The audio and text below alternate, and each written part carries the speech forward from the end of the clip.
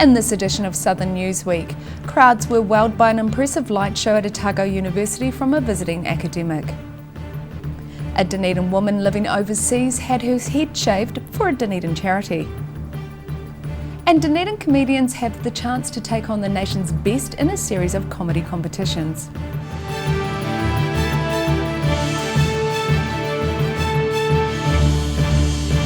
Kia ora, I'm Melissa Barton. The challenges for people in the Victorian era were not so different from what we face today, according to a visiting Oxford University professor. Sally Shuttleworth projected a sound and light show onto the side of a University of Otago building last Sunday to illustrate her point. This high-tech video projecting onto the University of Otago's 10-storey high Richardson building last night tells a familiar story about modern life, albeit more than 100 years ago. The show, called The Speed of Modern Life, came from Oxford University professor Sally Shuttleworth's research into Victorian Britain, where they faced issues of disease, pollution and information overload. When I was reading 19th century texts, that often it could be a newspaper now talking about how there's too many newspapers to read, but you're being inundated by information. And one wonderful quote from a medic saying that the Victorians processed more in a month than their ancestors did in a lifetime. The 5-minute-long loop was created in collaboration with video artists Ross Ashton and Karen Monard, who have projected light shows on buildings across the world, including Buckingham Palace. We've done Oxford and 3 nights in Poole, which is a seaside resort in England, and our final stop is Dunedin, because we've run out of money, because it costs a lot of money each time to project. And you can imagine bringing both projectionists over, hiring all the equipment. It's not something you can do lightly. Professor Shuttleworth says the work draws parallels between the past and the present, illustrating how people in Victorian times faced and overcame social and environmental challenges very similar to our own today.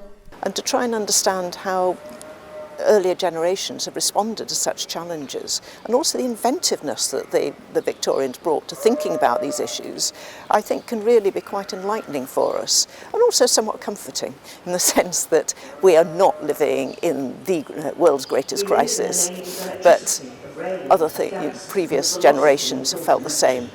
The university says, given Dunedin's strong Victorian roots, the projection spoke to the city's 19th century heritage. In Dunedin, the South today. A Dunedin woman living in England and studying at Oxford University has shaved her head raising funds for a Dunedin organisation. Jean Belcham says she's pleased she can still support the Life Matters charity from the other side of the world. Dunedin woman Jean Belcham, who's currently a Rhodes Scholar at Oxford University, gets ready to have her head shaved, all for a good cause. I did this to raise awareness about the significant problem we have concerning the suicide of so many people in New Zealand, particularly young people, particularly young men, particularly our young Māori men as well. And this is a problem I think needs to be addressed to a larger scale in New Zealand. Her friends took turns hacking off swathes of her hair over a half-hour period, during which she laughs and jokes with her supporters. However, her reason for raising money for Life Matters is a deeply personal one. I also did it in loving memory of my dear brother John, who took his own life 5 years ago. Dunedin's Life Matters provides support for people who are affected by suicide of family members or who may themselves be experiencing suicidal thoughts. The Hope Centre's manager, Corinda Taylor, says that Jean Belcham's fundraising means so much to the organisation. It's really brave of Jean to have done that. Not many people would be able to do that. But because Jean is so beautiful inside or outside, with or without hair, it makes no difference to us. She's doing a very worthwhile thing to raise funds for us and to help other people. Belcham opened the Give a Little page to raise funds for Life Matters by shaving her head in January this year, and it's set to close this month. Corinda Taylor says the more than $2,000 the event raised will go towards providing subsidised counselling for people. Yeah, so that original target that she set of $1,000 has just way exceeded all our expectations. We just looked earlier on, $2,367 were donated. There were 61 donors and the average donation was about $38 per person, which is fantastic. Taylor says if you or someone you know is having mental health difficulties, please reach out by texting 1737, talking with friends, and if you see friends you think are having issues, reach out to support them. In Dunedin, the South Today.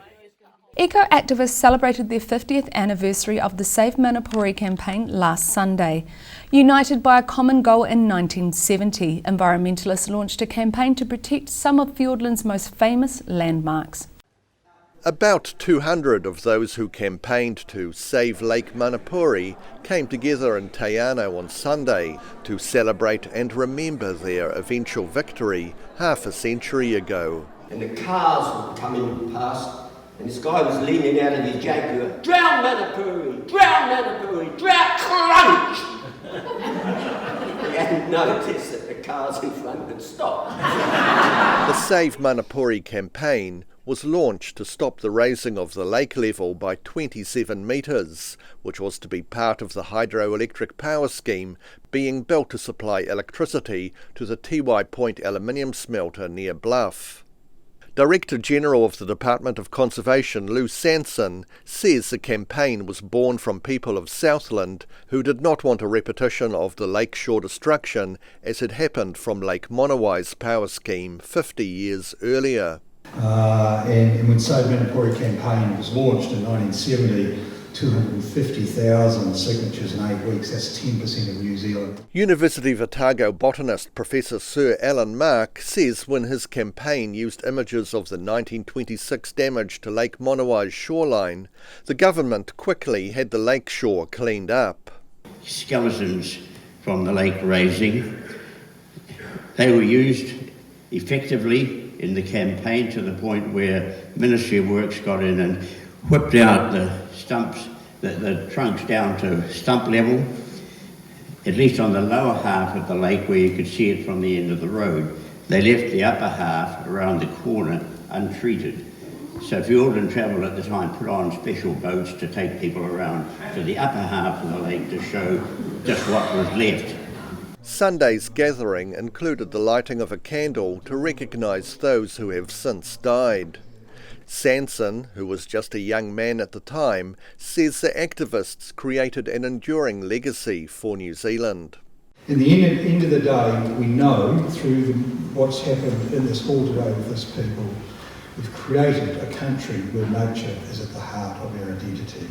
And it's something I feel incredibly proud to lead, and it's something I really want to acknowledge John and Alan and all the others in the room that have helped create it there.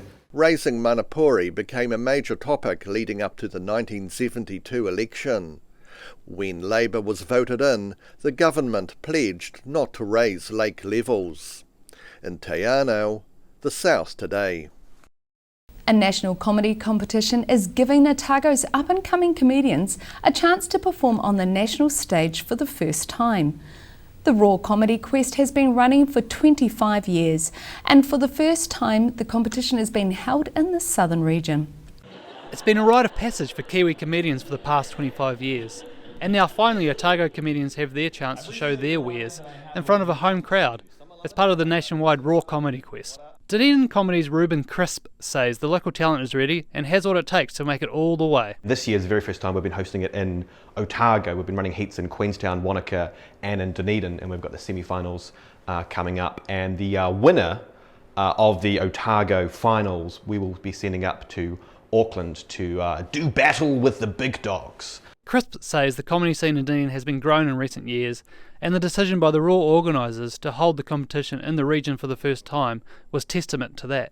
There's a lot of grassroots budding talent here in Dunedin and the wider Otago region. It's very good to give them the opportunity to give them a stage to perform on, give them an audience to listen to, especially of this calibre. Comedians have gone on to bigger and better things after first trying out their material at the Raw Comedy Quest, include professional stand-ups Guy Williams and Ursula Carlson. The main impetus behind hosting Raw for the people up in Auckland is to help cultivate and draw in new talent, because the Kiwi sense of humour is prolific. Crisp says the quality of comedy being produced in Dunedin and Otago was improving all the time, and for those interested in stepping on stage, there was no better time than now. It's honestly a brilliant time for Dunedin comedy right now. There's heaps of new stuff going on all the time. The Dunedin Regional semi-finals are being held in the new Athenaeum Theatre at 8 p.m. tomorrow night, with the Otago Regional Final being held as part of the Dunedin Fringe Festival on March 28th. In Dunedin, the South today. Still to come on this edition of Southern Newsweek, racism is still alive a year on from the shootings at 2 Christchurch mosques, but some are offering hope for the future. And a Dunedin man who was injured in the Christchurch shootings says the actions of a police officer have inspired him. So see you after the break.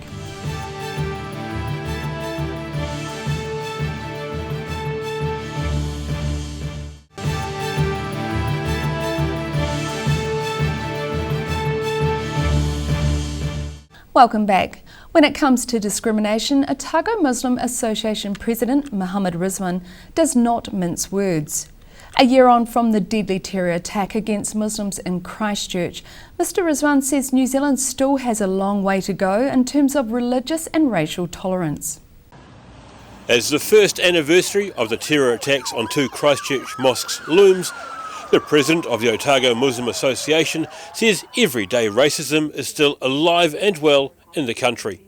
Well, I mean, the fact that people believe New Zealand is not a racist place, they're probably living in a fairyland, because it is. I mean, there is racism because we experience it, being a minority of different colour, of a different faith, I suppose, of hitting a faith. So we do experience it and we know there is racism. He says members of the Muslim community report racist incidents to the police around the country prior to the attack that killed 51 people on March 15th last year. And members of Dunedin's Muslim community have experienced racism in the period since. It's something that also saddens the kaitiaki of the Aotearoa New Zealand Peace Embassy. The thing that I think we need to be centering on, though, is post-racism. How do we get to this new place? How do we get to the promised land?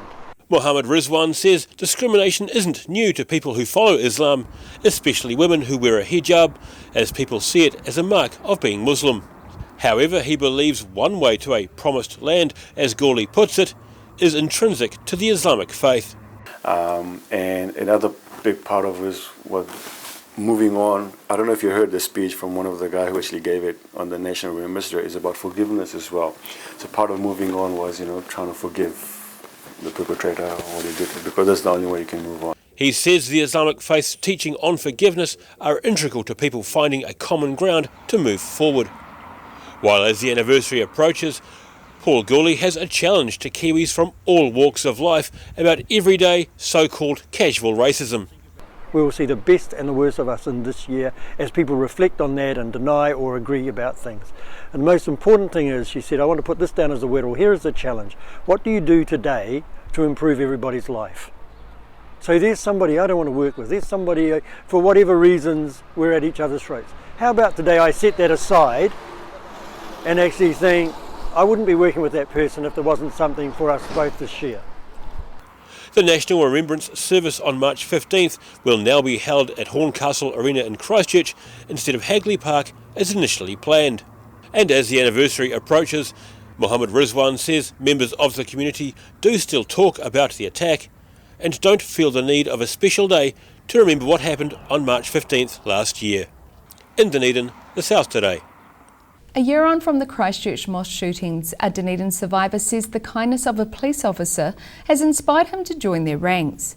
Dunedin man Mustafa Bostas was shot in the leg multiple times during the attacks, which killed 51 people and injured 49 others. Everyone's running around, trying to escape, and all I could hear was the door is not opening and the window is not breaking. So when I heard that moment, I just lay down on the ground and I just tried to hide my head, basically. 22-year-old Dunedin man Mustafa Bostas remembers praying at Christchurch's Al Noor Mosque a year ago when a man stormed in and opened fire. I felt something on my leg and I went with my hand and I saw blood, so I realised I'm shot.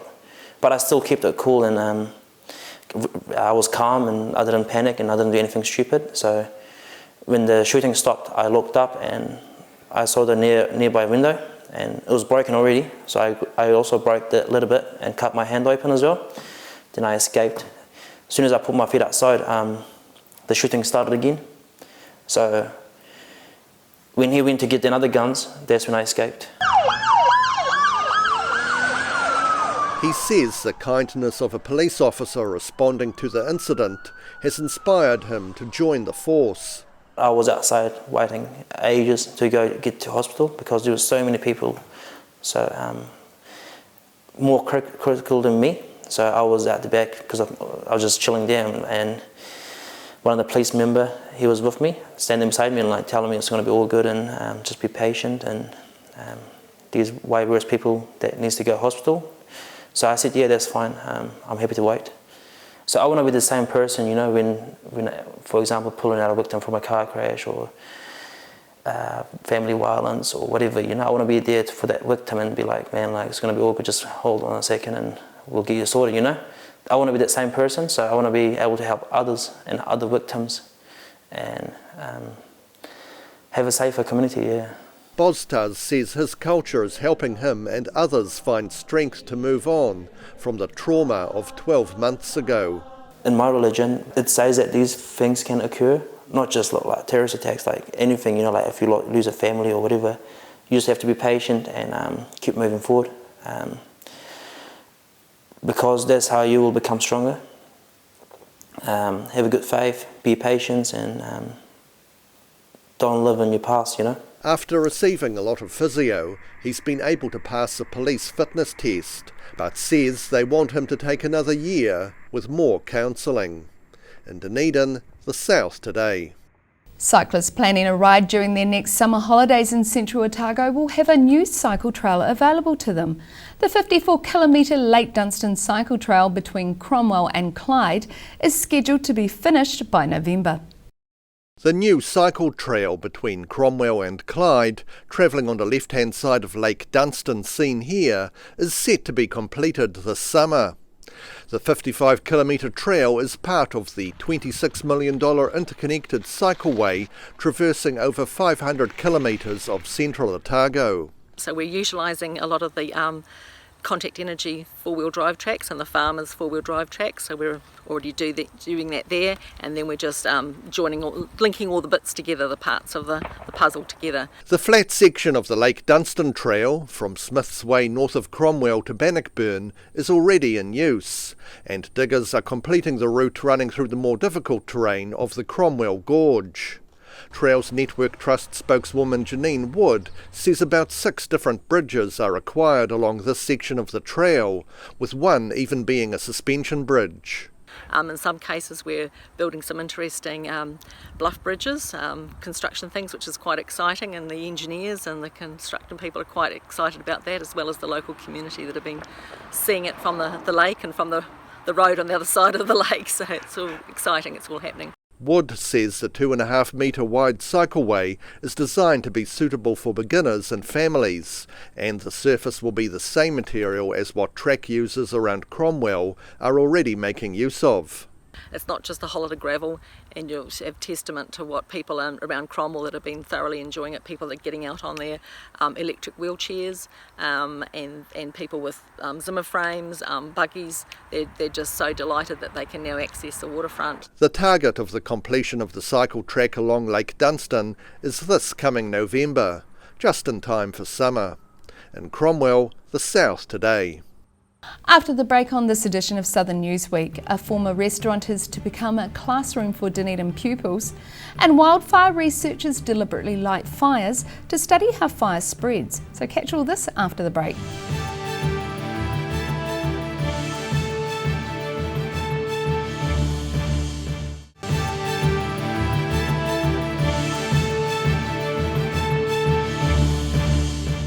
Welcome back. A former restaurant beside the Otago Harbour is to become a classroom by the sea. Otago Girls High School purchased the old High Tide restaurant to create a new water sports space and classroom with a difference. A classroom by the sea. Otago Girls High School has renovated this old harbourside restaurant on Dunedin's Kitchener Street into an innovative learning space for pupils to use. We're always looking at ways to have authentic and innovative learning experiences for the students. So this is going to mean they can come off-site from school and explore a whole range of different activities in a different environment. The former High Tide restaurant is on land leased from the Dunedin City Council, and it was the building's owners who approached the high school with the suggestion they purchase it at what Principal Linda Miller says was a very favourable price. Simon Gilmore and Jenny Child were the owners of that, and their daughter Cleo was head student at Otago Girls when I started there and was a very keen rower, and they could see the potential of this site for education and for water sports, so they offered it to us at a very generous rate. Miller hopes the different uses of the space will grow, with biological sciences and even the arts benefiting from the harbourside building. The use of the harbour right next door is fantastic, but also activities like drama students coming down here and using this, or our writers using it as a retreat area where they can get away from school. But first and foremost, the renovated building is a great space for the school to store its rowboats. It allows us to have a base for our rowers, and our rowers are going from strength to strength, and I think having this purpose-built facility is really helping that. High Tide closed down in 2009 as a result of changes in restaurant culture. In Dunedin, the South Today. Fire crews from Canterbury, the West Coast and Otago are working alongside a team of international scientists to find out how wildfires are spread. Around 80 hectares of gorseland in the Rakaia Gorge is being used in controlled burns to study wildfire behaviour. Researchers from the USA and New Zealand hope to learn more about how wildfires spread by starting fires themselves. Fire crews from across Canterbury and Otago are also helping using their intimate knowledge of how to control gorse fires. Scion Rural Fire Research Group scientist Grant Pearce says they're leading the international project following a theory from the American Forestry Service. And so that's where the US Forest Service have developed a new theory about how the heat is transferred from the flames to the unburned fuels ahead. And that involves the movement of the heated air, so convection, along with the other mechanisms like radiation. But that convection is much more important than previously thought. The fires are lit under the watchful eyes of fire crews from mid-Canterbury, Canterbury, West Otago and Otago. Inside these deliberately lit fires, Pearce says researchers have the tools to test their theories about how fires grow. And so we're testing that with a whole series of instruments within the burns that are measuring everything from flame temperatures to the turbulence that's occurring right within the flame zone. All the data gathered will be added to existing knowledge from other experimental burns in New Zealand and will eventually benefit firefighters. As the heat rises, the fires are also being studied from the air with a host of high-tech equipment. Right out to the turbulence above the fires in the atmosphere using large 30-metre towers, to drones that are monitoring the fire spread, to even LiDAR that is tracking the smoke and the particles in the smoke that's being produced. It's the latest phase of a long-term research project, and the next phase will investigate Wilding Pines fires. He says having Southern fire crews at the scene benefits both the crews and the wildfire test burns couldn't go ahead without them. So that support that we're getting from the fire crews, from both fire and emergency and even from Department of Conservation is critical to our experiments. Each year New Zealand has around 3,000 wildfires, which burn around 6,000 hectares of land at a cost of more than $100 million. The gorge gorse burns started early last week and are set to continue until March 14th. In Rakaia, the South Today. Maniatoto-based artist Julie Gregg began painting professionally over 20 years ago. Since then, she's developed a niche with paintings of stockmen on horseback, recreating the days before quad bikes and GPS. The recent Maniatoto show in Ranfurly included the usual static displays of flowers, preserved fruit, and even a beautifully iced cake in the shape of a rabbit, as well as artist Julie Gregg, demonstrating some of her creative techniques. Nearly all of her work reflects her love of the landscapes where she lives in the Maniaototo. This is a view from the road towards the Styx area of our valley, past beyond Pahiura and probably beyond Kairau. The rain was just coming in here. After 20 years of painting professionally, Greg achieved the prestigious status of Master Pastelist in 2017. But she also creates with several other mediums, including oils, acrylics, graphite and charcoal, at times using the technique of underpainting to provide a colour glow underneath the main work. Underneath I have an underpainting and a colour of coral to warm it up. And so in places I've let that underpainting show through, really thin paint, and there's my golden red underpainting. Many of her works depict scenes of shepherds clad in oilskin coats, mustering stock, often with a horse in tow and a dog or three by their side. But in other works she finds an empty landscape is best.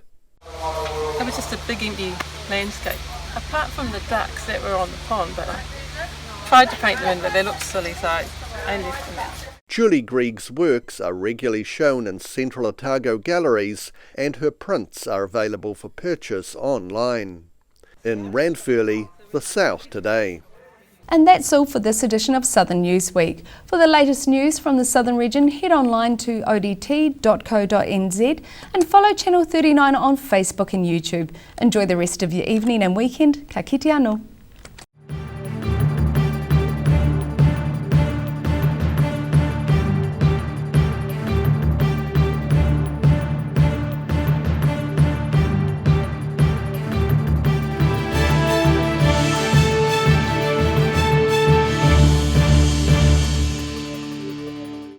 Supporting local content so you can see more of New Zealand on air.